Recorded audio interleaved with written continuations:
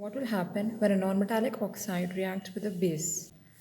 So let us perform an activity between a non-metallic oxide and a base to find out.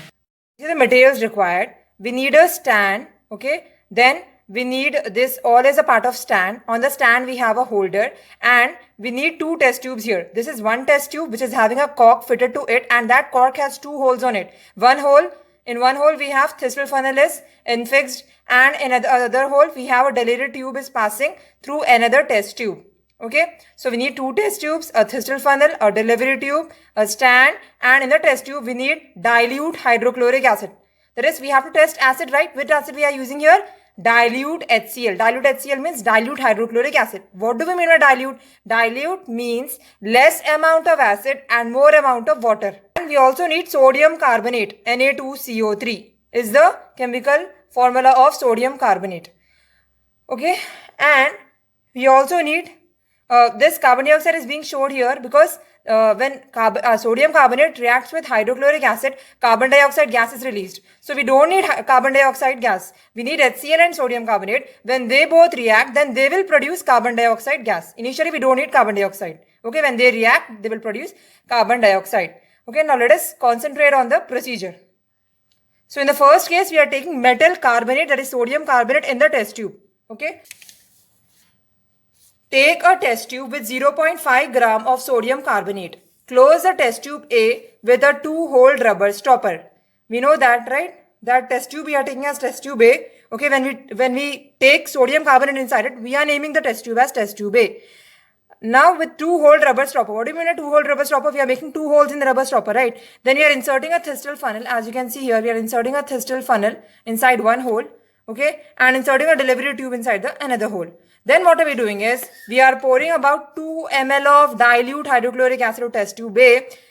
Okay, now till here will do. We are pouring 2 ml of dilute HCl to test tube A. We have our carbonate, metal carbonate and acid react.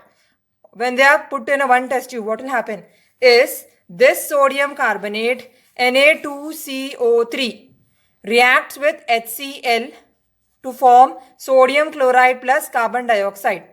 How sodium chloride and carbon dioxide is formed? Plus water. Sodium chloride plus carbon dioxide plus water. So how sodium chloride is formed is, see here, this will get splitted up. This Na will combine with Cl. This Na will combine with Cl to form NaCl, and this hydrogen will combine with one oxygen to form water, and then we have carbon is also left, right, and 2 oxygens are left. So it will form carbon dioxide. This is how we are getting sodium chloride, carbon dioxide and water on the RHS, that is product side of the reaction. So if you want to write the reaction in terms of this, metal carbonate, because sodium is a metal and CO3 stands for carbonate. So whenever metal carbonate reacts with acid, HCl is acid, it gives salt. What is sodium chloride? Sodium chloride is neither acid nor base. It gives salt, plus CO2 is carbon dioxide, plus H2 is water. Remember this. What is the 7th point in my procedure? Pass the gas evolved through lime water. So what will be my reaction? Lime water chemical formula is COOH2. What are we passing calcium hydroxide with? We are passing this calcium hydroxide with carbon dioxide. That is, carbon dioxide is passed through the delivery tube here, and we know calcium hydroxide is present here. So when carbon dioxide mixes with this calcium hydroxide solution, what will form?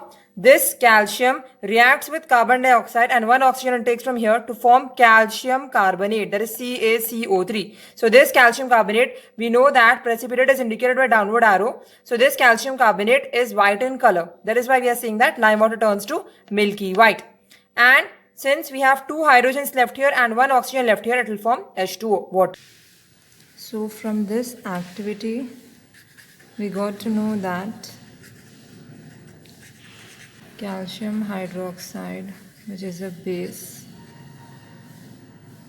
reacts with carbon dioxide to give calcium carbonate and water.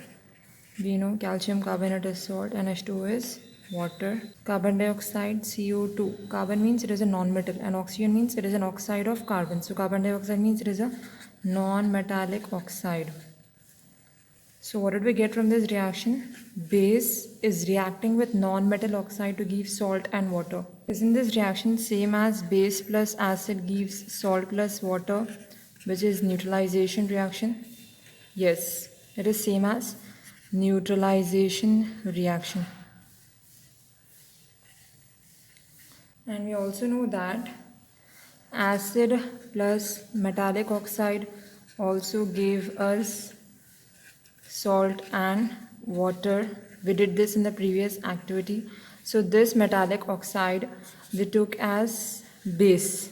Okay, so it was acting as acid plus base gives salt plus water. Okay, so here metallic oxide was acting as a base. Here non-metallic oxide is acting as an acid. Then only we'll get base plus acid gives salt plus water. So we got three results from this. One is base plus non-metallic oxide gives salt plus water. Other one is acid plus metal oxide gives salt plus water. Another one is base plus acid gives salt plus water. And all the three we are having salt and water. So we can say here non-metallic oxide is acting as acid with base, and here metallic oxide is reacting with acid and metallic oxide is a base. Okay. Thank you very much for watching the video. I hope you have understood this activity and you got to know that non-metallic oxide plus base gives salt plus water.